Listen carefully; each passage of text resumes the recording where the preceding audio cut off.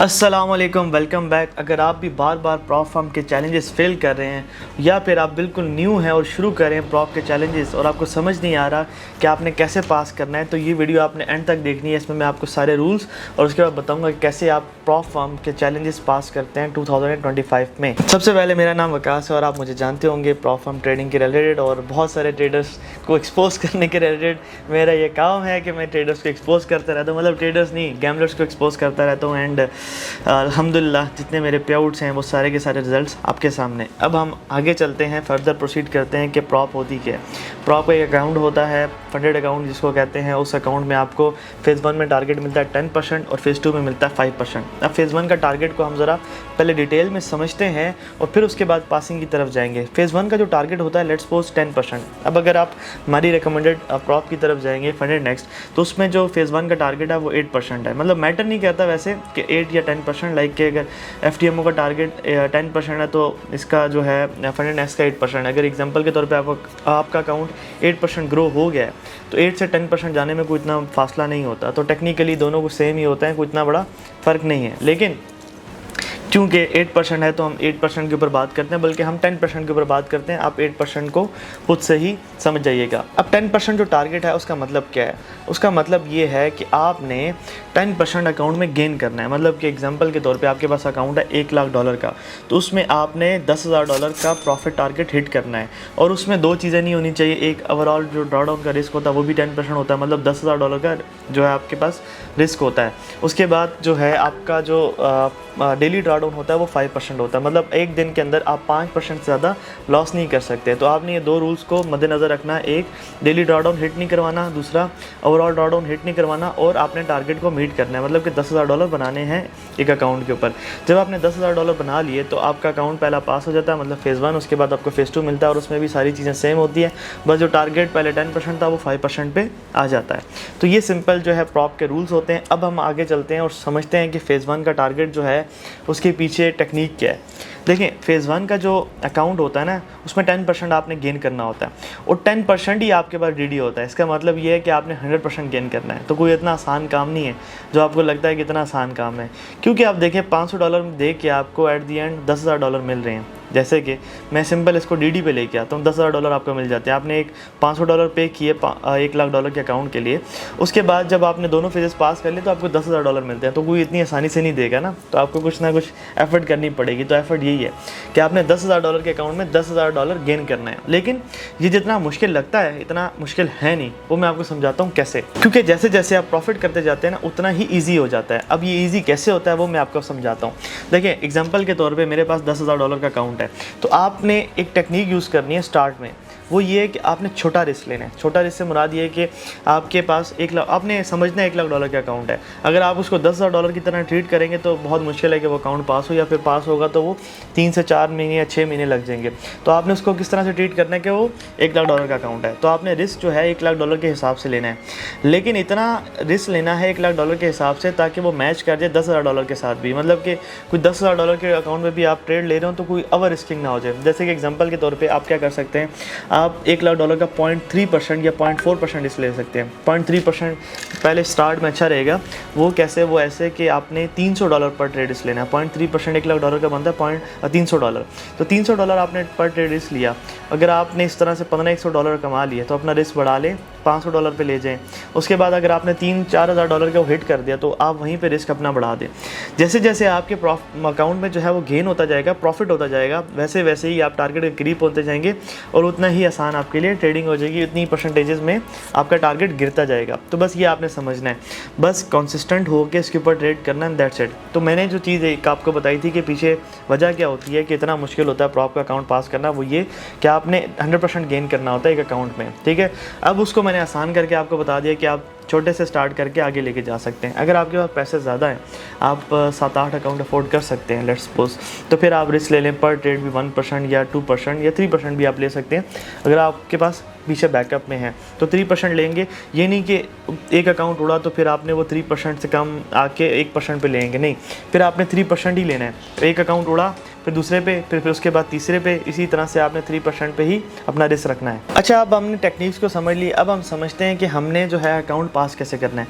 सबसे पहले हमने डिफ़ाइन करना है कि हमने स्ट्रैटेजी क्या यूज़ करनी है, कि वो डे ट्रेडिंग होगी, स्विंग ट्रेडिंग होगी या फिर स्कैल्पिंग होगी। मतलब स्कैल्पिंग क्या होता है कि शॉर्ट टर्म ट्रेडिंग, जो कि आप 1 घंटे के अंदर अंदर इन आउट हो जाते हैं या 15-20 मिनट के अंदर अंदर इन आउट हो जाते हैं।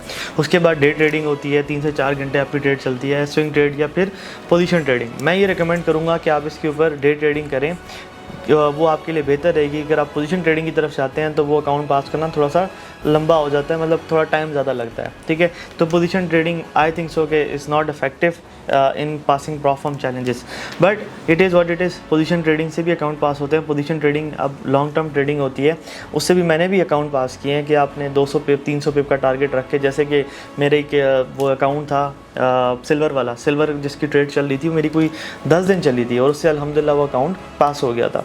तो पास कर सकते हैं, आपकी मर्ज़ी है, बट मैं रिकमेंड करूँगा कि आप डे ट्रेडिंग उसके ऊपर करें। अब आपने अपने हिसाब से उसको देखना है कि आप उसके ऊपर कौन सी स्ट्रैटेजी यूज़ करेंगे। अब स्ट्रैटेजी भी आपने अपनी यूज़ करनी है, कोई भी हो सकती है, वॉल्यूम रिलेटेड हो सकती है, ICT हो सकती है, कुछ भी आपकी मर्ज़ी, आप यूज़ करें, बट एट द एंड वो स्ट्रैटेजी जो है वो प्रॉफिटेबल होनी चाहिए। उसके बाद आपने रिस्क मैनेजमेंट अपने रूल्स बनाने हैं। जैसे कि मैंने बताया था कि अगर आप 3% ले लें तो 3% ही लेना है। एग्जांपल के तौर पे आपने रख दिया जी मेरा रिस्क एपेटाइट है या फिर मैं पर ट्रेड रिस्क लूँगा 5.5%, ठीक है। तो आपने $1 लाख के अकाउंट पे सिर्फ $500 रिस्क लेना है, इससे ऊपर आपने नहीं जाना और हर ट्रेड में वही रिस्क होना चाहिए। आप प्रॉफिट टारगेट बढ़ा सकते हैं, किसी में 1:3 कर सकते हैं, 5 कर सकते हैं, 1:10 भी कर सकते हैं, वो आपकी अपनी मर्ज़ी है। आपके एक्सपीरियंस के हिसाब से आपको जो भी नज़र आ रहा है वो आप अपने हिसाब से करें, बट जो अपना रिस्क है वो फिक्स रखें। उससे क्या होगा कि आपका अकाउंट जल्दी ब्लो नहीं होगा। और आपने एज अ ट्रेडर सबसे पहले अपने अकाउंट की सेफ्टी को देखना होता है, अपनी इन्वेस्टमेंट को प्रिजर्व करना होता है कि ताकि वो अकाउंट जो है वो आपका उड़े ना। तो अगर जितनी देर आप उस अकाउंट को होल्ड करते हैं उतने चांसेस होते हैं कि वो अकाउंट पास हो जाए। जैसे कि लोग कहते हैं कि यार प्रॉफिट का अकाउंट एक दफ़ा नीचे चला जाए तो वो पास नहीं होता, मतलब 3-4%, 5-6% नीचे चला जाए, तो मैं ये नहीं मानता। अगर आपने उसको होल्ड करके रखा हुआ है, अगर सारी लूजिंग स्ट्रीक आपने बर्दाश्त कर लिए, तो चांसेस ज़्यादा यही होते हैं कि वो अकाउंट प्लस में आ जाए, उसके बाद पास भी हो जाए। ऐसा काफ़ी दफ़ा हुआ है कि मेरे पास एट दी एंड $200 या बल्कि एक दफ़ा तो $50 रह गए थे। वो तकरीबन 2021 की बात है कि मेरे अकाउंट में $50 रह गए थे और $50 से मैंने $50 का रिस्क लिया और $100 हो गए। 100 का रिस्क लिया वो $200 हो गए, 200 का रिस्क लिया वो $1000 हो गए, 1000 में से 500 का रिस्क लेके इस तरह से मैं करते करते उसको बिल्कुल ब्रेक इवन के बाद मैंने उसके अंदर प्रॉफिट भी किया था। अब ये रियल अकाउंट था, तो फेज़ 1 का अकाउंट नहीं था। तो फेज़ 1 के अकाउंट भी ऐसा हुआ कि एक अकाउंट था उसमें $300 सिर्फ रह गए थे, मतलब रेडी हिट होते होते, और उधर से वो अकाउंट पास हुआ। तो ये आपके सामने एग्जांपल्स हैं कि ये काम भी हो सकता है। तो आपने अपने ऊपर यकीन रखना है कि एक दफ़ा अकाउंट अगर नीचे चला गया तो इसका मतलब ये नहीं कि वो लॉस हो गया, बल्कि आपने बस उसके ऊपर रेपिटेटिव वे में सिर्फ और सिर्फ अपने मेथड को एग्जीक्यूट करना है, अपनी स्ट्रैटेजी को एग्जीक्यूट करना है। बाकी जो है जो होगा वो मार्केट ने आपको जो देना हुआ वो दे देगी। फिर हम अब अगले पॉइंट के ऊपर आते हैं जो है ट्रेडिंग साइकोलॉजी। ट्रेडिंग साइकोलॉजी के वैसे मेरे लेक्चर्स भी पढ़े हैं, वो भी आप जाके देख सकते हैं, लेकिन मैं आपको ये कहूँगा कि आपने अपने इमोशंस को कंट्रोल करके रखना है। आपको देखें पता है कि आपके रूल्स क्या हैं, आपको उसके अंदर अपनी स्ट्रैटेजी पता है, स्ट्रैटेजी के बाद आपको रिस्क मैनेजमेंट पता है, तो बस ठीक है, उसको फ्लॉलेसली एग्जीक्यूट करना है। उसके अंदर अपने इमोशंस इन्वॉल्व नहीं होने देने कि अगर ओवर ट्रेडिंग कर दी, को फोमो कर दिया, क्योंकि ये जो चीज़ें होती हैं ना, ये आपका विन रेट डिस्टर्ब कर देती है, और जब विन रेट आपका डिस्टर्ब होता है तो आप ट्रेडर कभी नहीं बन सकते। तो इस चीज़ का आपने ख़ास ख्याल रखना है कि अपने इमोशंस को कभी भी जो है हिट होने नहीं देना, बल्कि सिर्फ और सिर्फ अपने फोकस रखना है अपने रूल्स को फॉलो करने में, एंड दैट्स इट। उसके बाद एक इंपॉर्टेंट चीज़ ये है कि आपने अपनी ट्रेड्स का जर्नल करना है। जितनी भी ट्रेड्स आपने एग्जीक्यूट की उनका स्क्रीनशॉट लें, उनको बाद में मतलब उनकी असेसमेंट करें कि यार उसमें कोई गलत तो नहीं कर दिया, या फिर उसमें कोई ऐसी चीज़ जो मिस कर दी हो, या फिर अपने जैसे क्या कहते हैं ना कि अपने विनर से अपने लूज़र दोनों से सीखें, मतलब विनिंग ट्रेड से भी सीखें और लूजिंग ट्रेड से भी सीखें। इस तरह से आप बेहतर से बेहतरीन बनते जाएंगे। तो ये फंडा आपने यहाँ पर भी अप्लाई करना है। उसके बाद न्यूज़ इवेंट्स का आपने बहुत ख़ास तौर पर ख्याल रखना है कि न्यूज़ इवेंट के टाइम आपने ट्रेड नहीं करना है, क्योंकि काफ़ी काफ़ी ऐसी भी फर्म्स होती हैं जो न्यूज़ ट्रेडिंग अलाउ ही नहीं करती। अब 4 मिनट 5 मिनट पहले आप उसे मतलब ट्रेड एग्जीक्यूट नहीं कर सकते और 4-5 मिनट बाद भी एग्जीक्यूट नहीं कर सकते। तो इस चीज़ को भी आपने समझना है। ये ऐसे होता है जैसे एग्जांपल के तौर पे NFP आ रही है 5:30 पे लेट्स सपोज, तो 5:25 से 5:35 तक आप ट्रेड एग्जीक्यूट नहीं कर सकते। तो इस चीज़ का भी खास ख्याल रखना है, क्योंकि आपकी ट्रेडिंग स्ट्रैटेजी जितनी भी अच्छी हो, कभी न्यूज़ इवेंट आता है उसका कोई पता नहीं होता किस साइड पर जाएगा। ना मुझे पता, ना आपको पता, ना किसी और को पता। उसके ऊपर हम कोई अपनी मतलब स्ट्रैटेजी भी नहीं बना सकते या फिर कोई अपनी रिस्क मैनेजमेंट भी नहीं कर सकते। तो इससे आप बच के रहें, क्योंकि अक्सर औकात जब न्यूज़ इवेंट आता है तो स्लिपेज भी लग जाती है, उससे काफ़ी लोगों के अकाउंट भी उड़ जाते हैं। तो इस चीज़ से भी आपने बच के रहना है।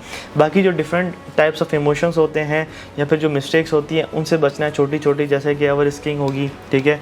और ओवर रिस्किंग करके आपने ये नहीं किया वो, फिर उसके बाद आप फियर में आ जाते हैं, डर लगने लग जाता है। उसके बाद ग्रीड आती है, ग्रीड के बाद आप जो है क्या कहते हैं फोमो में आ जाते हैं कि कोई ट्रेड जो है मिस ना हो जाए। तो इन सारी चीज़ों से बचा के बिल्कुल सुकून से अपना फोकस रख के ट्रेड करना है, तो आपका अकाउंट ज़रूर पास होगा। इस चीज़ की मैं गारंटी देता हूँ। बाकी उम्मीद करते हैं कि आपको ये वीडियो पसंद आई होगी, इस वीडियो से कुछ ना कुछ आपने सीखा होगा। मिलते हैं नेक्स्ट वीडियो में, तब तक के लिए अल्लाह हाफ़िज़।